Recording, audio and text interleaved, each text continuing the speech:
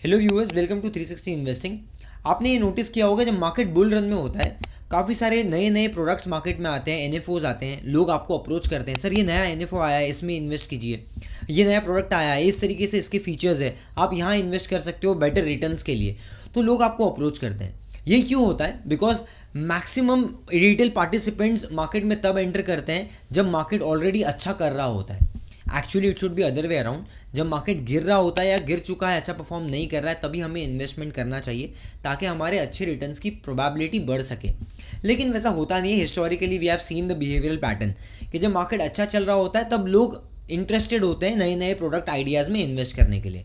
और क्योंकि लोग ज़्यादा कंफर्टेबल है इस टाइम पे इन्वेस्ट करने के लिए, इसीलिए यही बुल रन में काफ़ी सारे आपको एनएफओज वगैरह आते हुए दिखेंगे जो आप अभी देख पा रहे हो। तो अगर मैं आपको ज़रा बैकग्राउंड बताऊं तो 2021 में जब मार्केट रिकवरी हुआ वो टाइम पे अप्रॉक्सीमेटली 90 एनएफओज आए।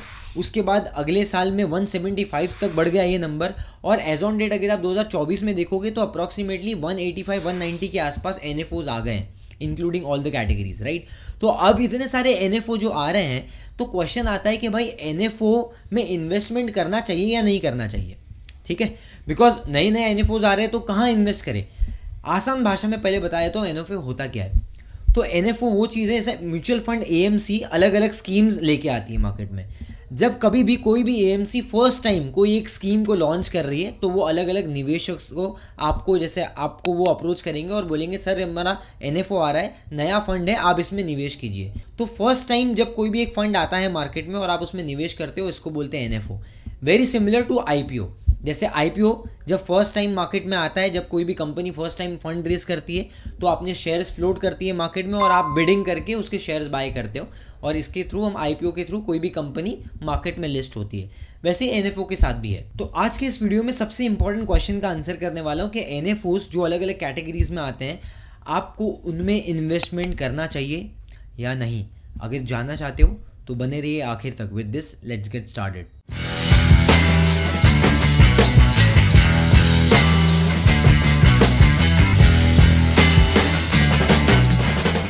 तो जब हम बात म्यूचुअल फंड की करते हैं, म्यूचुअल फंड इंडस्ट्री में अलग अलग कैटेगरीज होती है।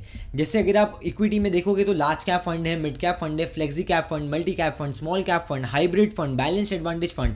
वैसे अगर आप अगर आप डेट में देखोगे तो मनी मार्केट फंड्स होते हैं, शॉर्ट टर्म के लिए अलग फंड्स है, लॉन्ग टर्म के लिए अलग फंड्स है, गवर्नमेंट फंड्स अलग है, राइट। तो पीएसयू कॉर्पोरेट फंड्स अलग है, ये सब अलग अलग फंड्स होते हैं।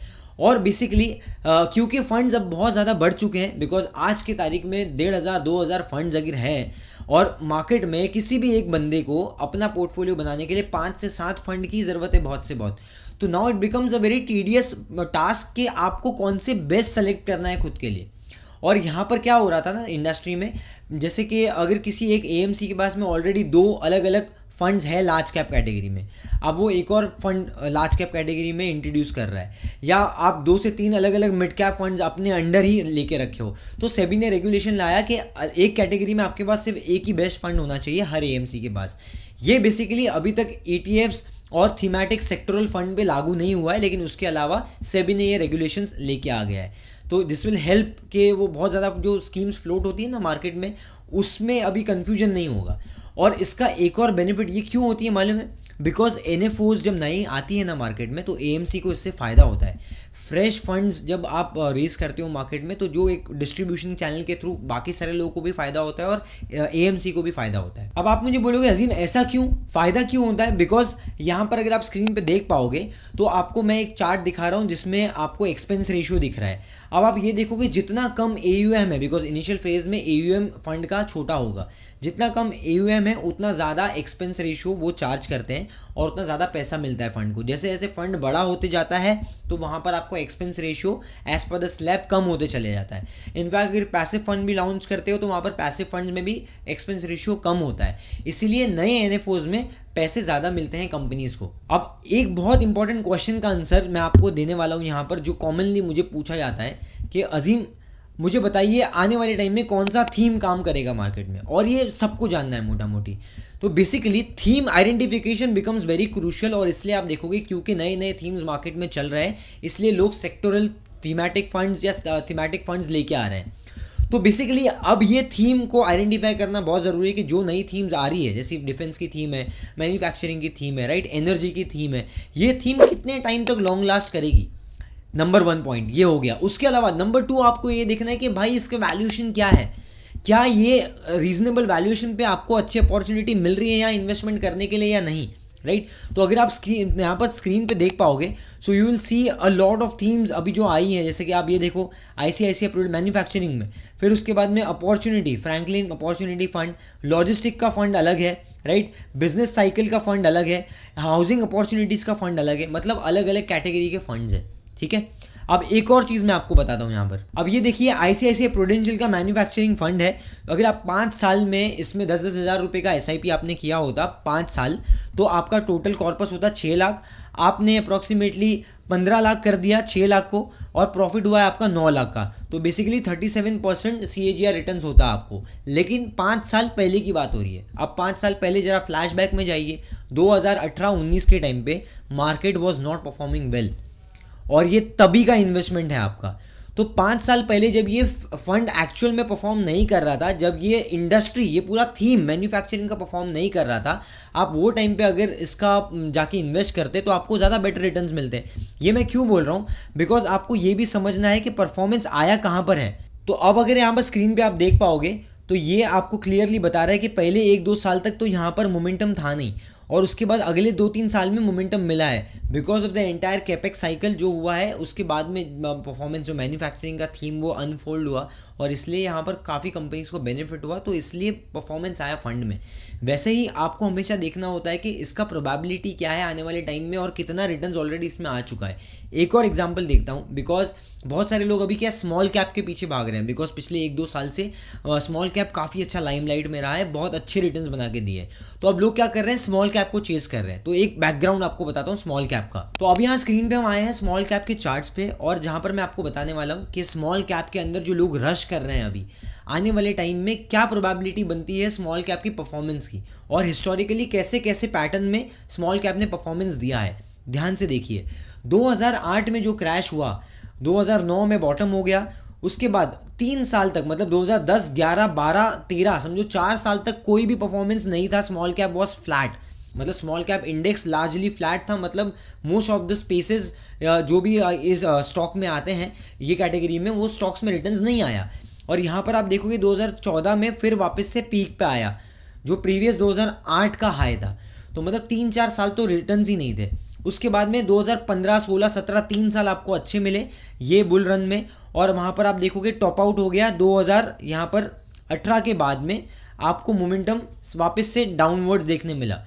तो 3 साल अच्छे गए, उसके बाद फिर 2 साल का आपको मोमेंटम ड्रॉ डाउन देखने मिला। तो यहाँ पर 2020 में आप देखोगे कि पूरा नीचे आ गया, बॉटम हो गया, उसके बाद फिर चलना शुरू किया। तो 2021 और 22, और यहाँ पर आप देख पा रहे हो तो किस तरीके से वापस से न्यू हाई किया। तो मतलब 2 साल अंडर परफॉर्मेंस, वापस से 2 साल परफॉर्मेंस, फिर 1 साल का अंडर परफॉर्मेंस था, ये यूक्रेन रशिया वाला टाइम था। उसके बाद फिर अभी आप देखोगे तो 1-1.5 साल से स्मॉल कैप परफॉर्म कर रहा है। मतलब मोटा मोटी हर 2-3 साल में जब भी स्मॉल कैप इंडेक्स परफॉर्म करता है, उसके बाद 1-2 साल तक परफॉर्मेंस नहीं आता है, ठीक है। तो एक ही स्ट्रेच में 2 से 3 साल मैक्स परफॉर्म करेगा, उससे ज़्यादा परफॉर्म नहीं करेगा, एट मैक्स 2 साल।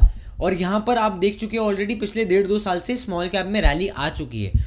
तो अभी वो जो हम बात करते हैं ना कि रिस्क टू रिवॉर्ड रेशियो वाला, ये margin of error, margin of safety वाला, ये जो कंपोनेंट है ये यहाँ पर प्ले आउट नहीं होता है। तो NFO जब आप सेलेक्ट करते हो, जैसे कोई भी थीम सेलेक्ट कर रहे हो, तो आपको ध्यान देना होता है। जैसे हम अगर डिफेंस की बात कर रहे थे, तो मैं आपको डिफेंस स्पेस में भी लेके चलता हूँ। अब यहाँ पर मैं आपको स्क्रीनर पे लेके आया हूँ। स्क्रीनर पे देखो arrow space and defence companies.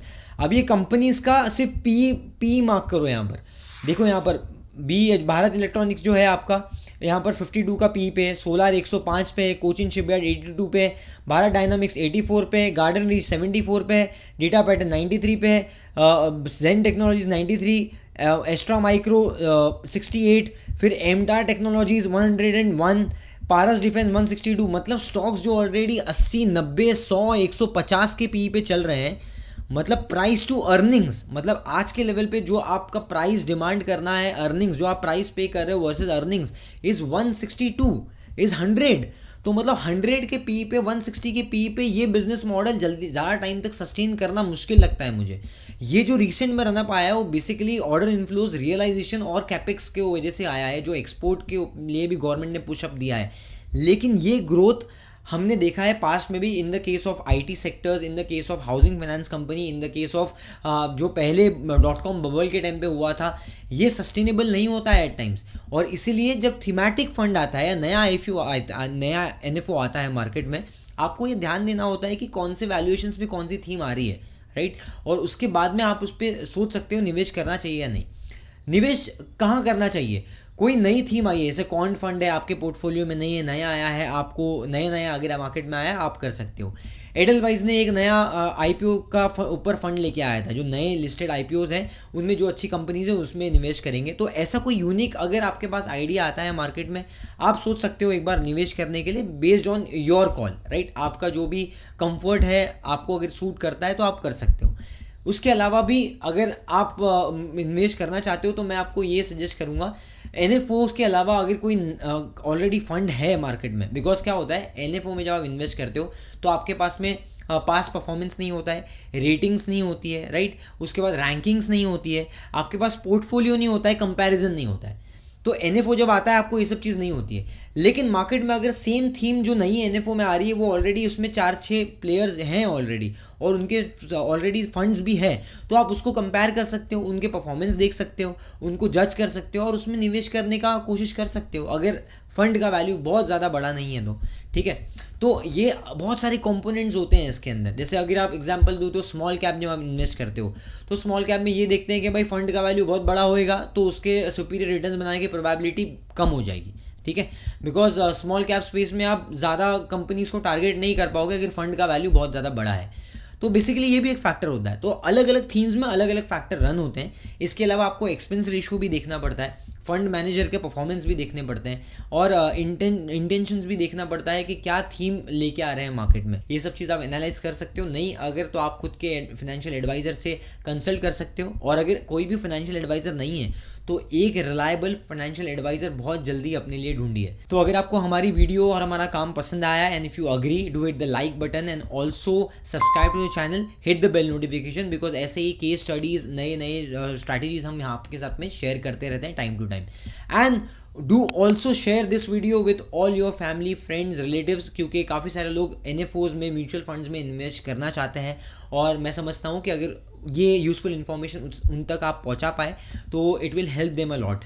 इसके अलावा कुछ और डाउट्स है, सजेशंस है, तो आप कमेंट्स के थ्रू हमारे साथ में इंटरेक्ट कर सकते हो। You can send your feedbacks, will be more than happy to help you out. मिलते हैं अगले वीडियो में। Till then keep learning, keep growing with 360 investing. This is Azeem signing of.